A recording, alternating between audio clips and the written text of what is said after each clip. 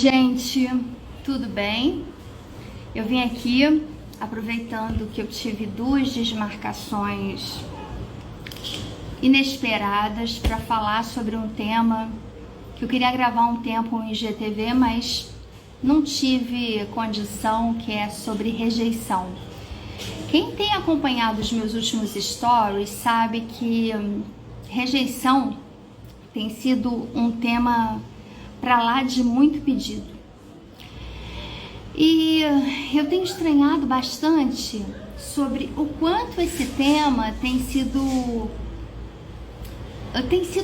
comentado, repetido nas caixinhas de perguntas. Então agora eu estava aqui e uma paciente minha que é cirurgiã precisou entrar para fazer um atendimento de emergência e eu falei, por que não abrir uma live surpresa com o tema rejeição?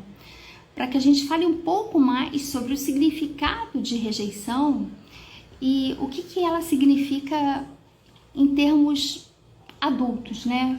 Como é que ela se manifesta na vida adulta? Bom, para a gente falar de rejeição, a gente vai ter que voltar inevitavelmente para a infância. A gente vai ter que falar sobre a maneira como nós interpretamos a nossa infância. E nem sempre a maneira como nós interpretamos a nossa infância é a maneira como ela aconteceu. Eu sempre dou como exemplo uma família de 5, 6, 10 filhos, que se você perguntar para cada um deles separadamente como é que foi a infância e a criação de cada qual, cada pessoa vai ter o que dizer sobre a sua infância. Cada pessoa terá uma história para contar. Cada pessoa vai falar sobre os pais, os cuidadores, os avós, não importa. Cada indivíduo, cada filho dessa mesma família vai se reportar às suas memórias infantis de uma maneira bastante curiosa, falando sobre aquilo que parece ser a sua infância e que não necessariamente é, mas que lhe parece ser, a infância. Então, por conta disso mesmo, eu acho bastante perigoso a gente ficar ditando regras e fazendo clichêsões a respeito de o que é rejeição, porque rejeição pode ser um sem número de coisas. Mas quando a gente se sente muito rejeitado, isso tem a ver com as nossas escolhas como adultas. E as nossas escolhas como adultas, elas estão entrelaçadas, entremeadas, internamente ligadas, emocionalmente entrelaçadas com a maneira com a qual a gente se viu mais ou menos segura emocionalmente na infância. É verdade que muitas pessoas tiveram infâncias sobre as quais têm ótimas lembranças e pode-se dizer uma infância feliz, mas a maioria esmagadora, pelo menos essa é a vivência de consultório, essa é a realidade com a qual me deparo todo santo dia, a maioria das pessoas não teve tanto essa sorte. A maioria dessas pessoas tem um dizer sobre a infância que beira uma espécie de abandono, um sentimento. Quando eu falo abandono, eu não estou querendo falar sobre abandono concreto, eu não estou falando sobre aquela pessoa necessariamente que foi colocada de lado ou numa instituição, mas aquela pessoa que foi negligenciada na sua expectativa de afeto. Isso talvez seja um abandono dos mais graves. E o que ocorre daí para frente? Normalmente, a pessoa que se sente extremamente invalidada na infância, ela tende a repetir os padrões de comportamento na vida adulta, procurando repetir todas aquelas rejeições com as quais ela teve que lidar na infância. Parece maluco, mas não é. A repetição ela é altamente explicável. Como o cérebro da gente não gosta de novidade, ele gosta de se confrontar com problemas iguais, porque ele está numa zona de conforto, numa área para ele que é bastante confortável. Até mesmo aquilo que é desagradável para ele precisa ser algo conhecido e reconhecido, Por isso que é tão desafiador quando a gente sai de uma posição de sofrimento que é completamente conhecida e vai para uma outra posição de sofrimento desconhecida, quando a gente arruma um problema novo. Porque num problema novo, geralmente a gente não sabe como tratar. E já num problema antigo, a gente tende a, pelo menos, saber o quanto a gente suporta sobre aquela dor e quanto a gente sabe reagir àquele desamor e àquele desafeto. Bom, daí por diante, a gente cresce com um sentimento de menos-valia, de menor validação diante dos outros. Então, a gente tende a perceber a nossa validação como algo menor. A gente tende a perceber a nossa validação como algo não tão importante. E a gente vai buscar nos afetos adultos, nos relacionamentos, especialmente nos relacionamentos eróticos afetivos, mais do mesmo. Ou seja, a gente vai buscar afetos que repitam pra gente o quanto aquela teoria infantil ela é validável. Por conta disso, a rejeição ela precisa ser elaborada. O que é elaboração em análise? É você vasculhar em que ponto da sua história você sentiu esse determinado sentimento, essa explosão de falta de significado, você chegar até esse momento e você recontar a sua história reorientada por um profissional, por um psicoterapeuta. Isso não é ter amnésia, isso não é uma mágica, isso não é uma varinha de condão, pode pirlim-pim-pim. Isso é simplesmente uma maneira de você passar a sua história limpo e perceber que é possível você ser feliz para além da rejeição.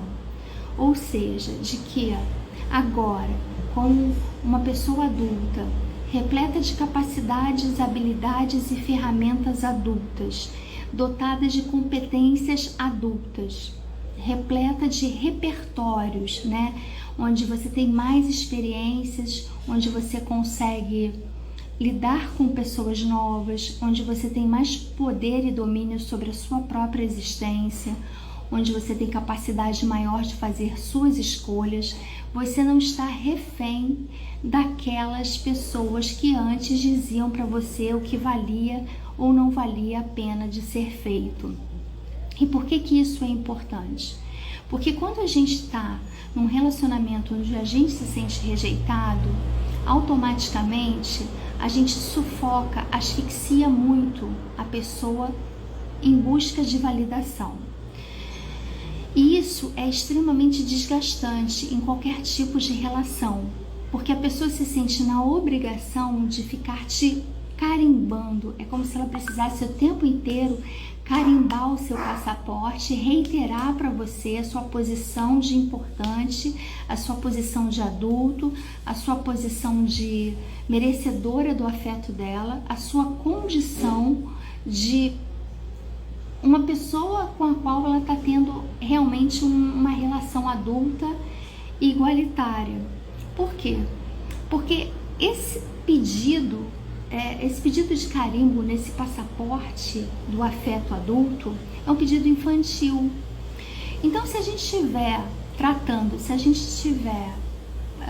se relacionando com indivíduos mais maduros emocionalmente, as pessoas por si só, elas não têm paciência para lidar com esse tipo de demanda. Porque um indivíduo adulto, um sujeito mais amadurecido emocionalmente, ele tende a achar que ele se relaciona com outra pessoa também amadurecida emocionalmente. Então, para ele é muito desgastante, é muito desagradável, é muito broxante ter que validar uma pessoa o tempo inteiro para dizer a ela o quanto ela é importante. Porque a importância na visão de uma pessoa saudável, adulta e amadurecida já está na escolha de estar com alguém. Esse sentimento de rejeição vindo da infância, ele tem razão de ser, na maioria dos casos, mas também existe muitas pessoas que se apegam a esses traumas infantis, e eu não estou dizendo que eles são desimportantes, nem que eles são menores, e nem que eles não são dotados de importância e que não mereçam atenção, inclusive porque o meu trabalho é justamente lidar com eles para destravar a vida das pessoas, descomplicá-los, para que a vida flua e consiga ter um significado maior.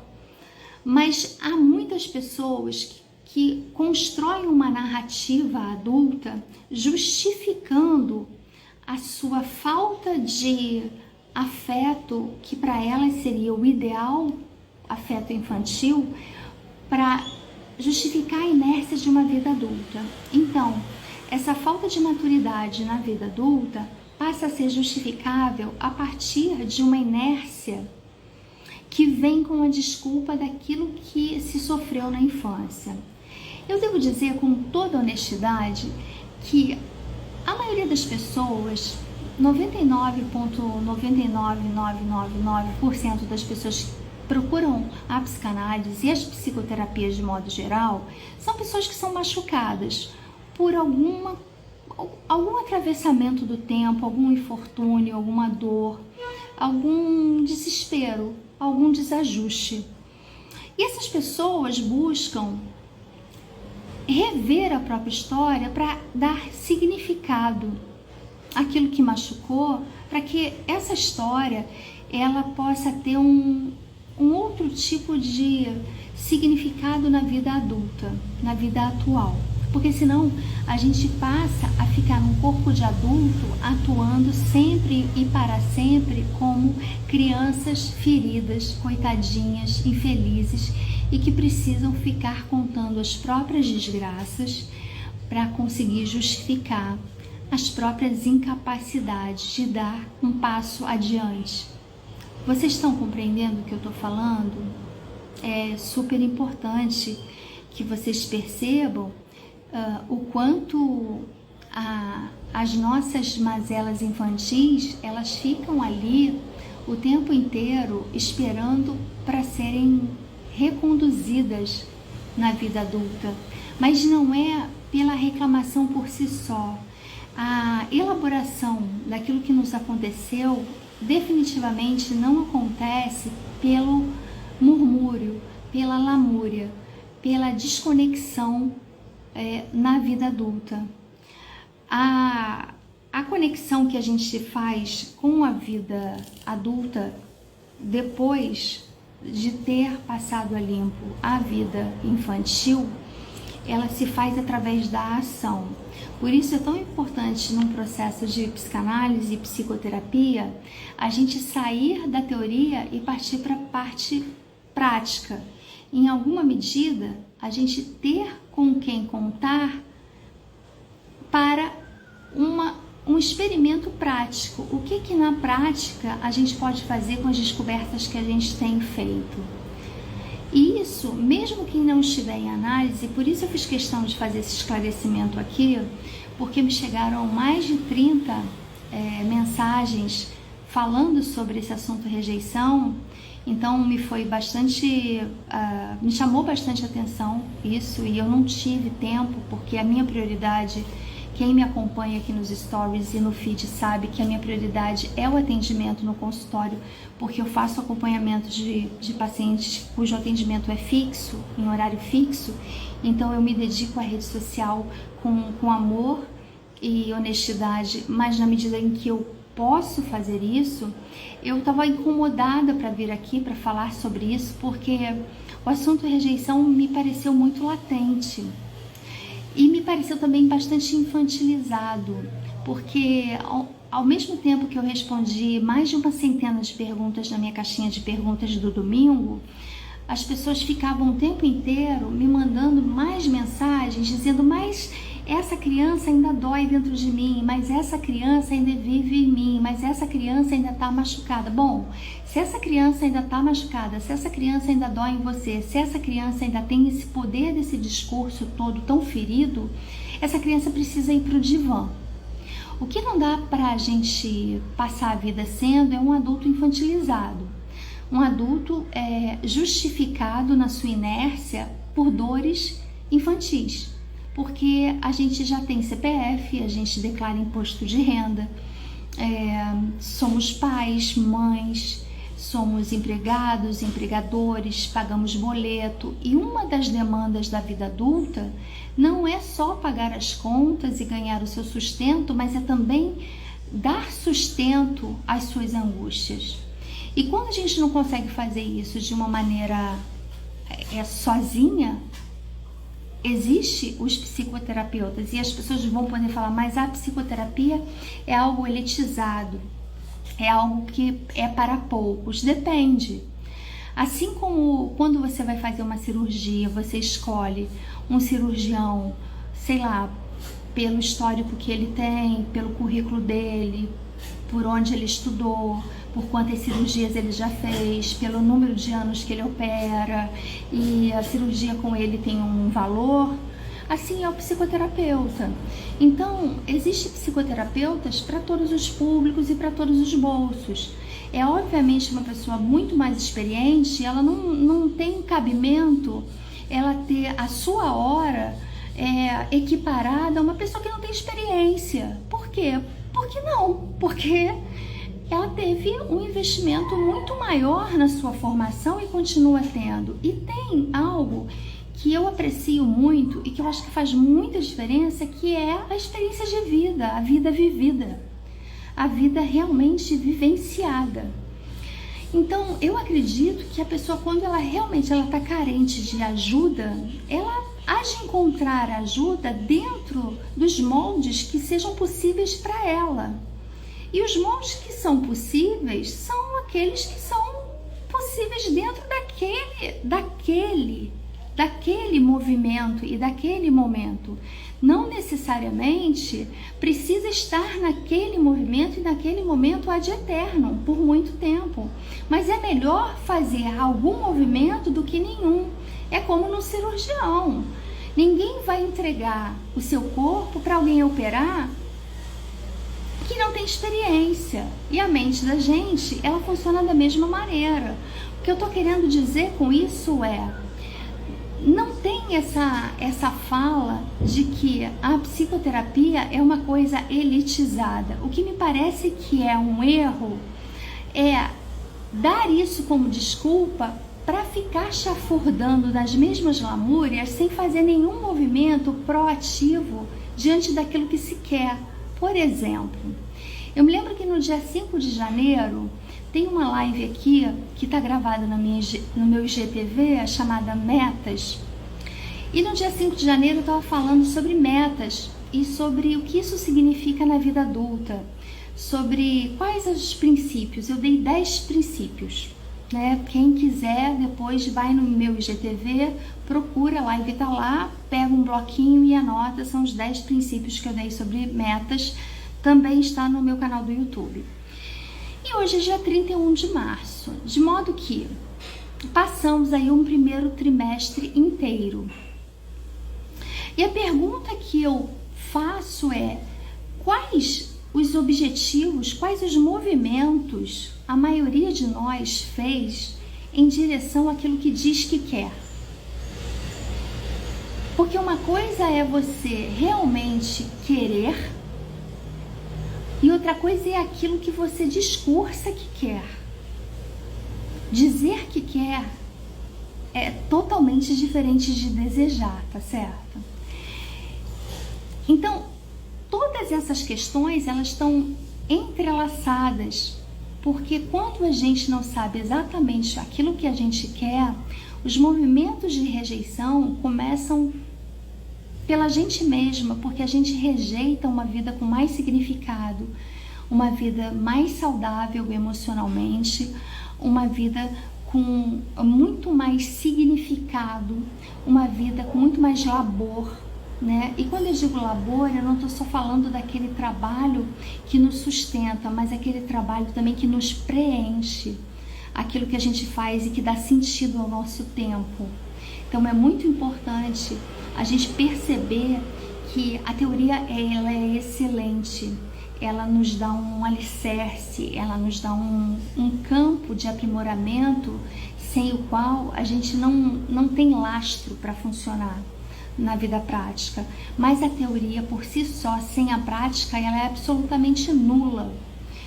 Então, é importante a gente perceber se essa rejeição da qual a maioria dessas pessoas que estão enchendo caixinhas de pergunta está se queixando, se essa rejeição também não está vindo de si própria, né?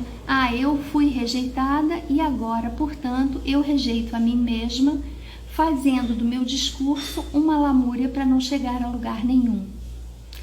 Esse era o recado que eu gostaria de deixar aqui para vocês. Essa era a reflexão que eu gostaria de deixar aqui para vocês. Eu costumo fazer lives agendadas. Quem quiser fazer parte e saber com antecedência, vai no meu site, se inscreva na lista de e-mails, é bem fácil, tá logo na capa do site, porque eu vou mandar todo o programa das lives, dia e hora, para as pessoas que estiverem inscritas.